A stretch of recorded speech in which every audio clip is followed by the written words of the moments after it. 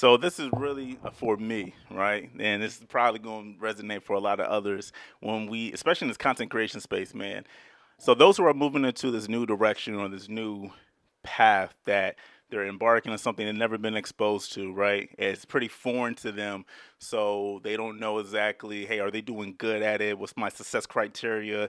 How do I understand that this is what I'm supposed to be doing? I feel you and I get you. All right. I was talking to my man the other day, and we get so caught up in like looking at the numbers that are behind the scenes, especially in the this content world. Golly, where I feel as though what I'm putting out isn't successful because it's not generating a million views compared to someone else that's probably creating clickbait. I'm not against that, but I feel as though all the content I seem to consume nowadays is just clickbait just to get the views going. It works, but that's not my path, nor do I feel as though that's my passion or my gift. So I get caught up in comparing my story or at least my path to what they're doing. Two different roads. So this is just a reminder for you who feel as though you've been tapped on the shoulder. This is probably for more people of faith, right? This message could be resonated across all different forms, but I think specifically the people who are faith, who are doing something that is really like enlightening and building up the kingdom, you have to understand that you can't get caught up in numbers. You can't get caught up in the views. You can't get caught up in the subscriptions. You can't get caught up in all the details, the traffic. You know, if you are selling anything right now, selling merch, whatever the case is, you can't get caught up in the numbers. Now, mind you, use those numbers as a barometer, right?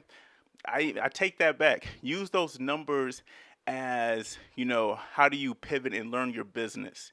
That's what the numbers should be. It should be as a learning tool so I can understand how do I pivot? How do I grow my business? This didn't work, right? So next quarter, I'm going to work on this, right? If I'm looking at my week over week numbers, my month over month, my year, year to date numbers, whatever that looks like, use that to understand what is my business doing. Use it as data. Use it as how do I pivot? How do I learn, right? But don't use it as that's your value because your value isn't tied to that. The reason why you're successful at this moment is because you're being obedient. And that's what we need to go by. We are successful right now because we are being obedient by what we feel as though God has called us to do.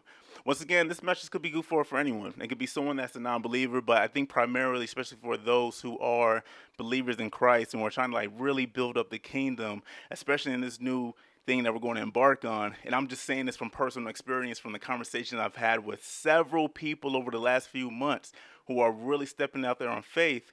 We have to understand that right now, this moment, we're being charged for something different.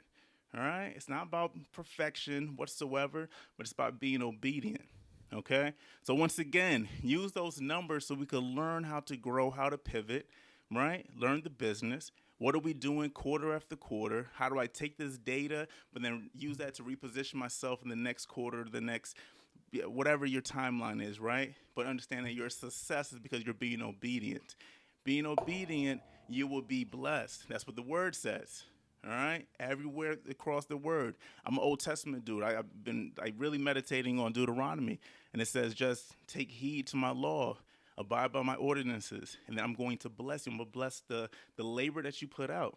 Right? I take that back. It doesn't say the labor; it says I'm gonna bless your fruit, but that fruit is tied to labor. So once again, we got to put in that work, and then God's going to bless us.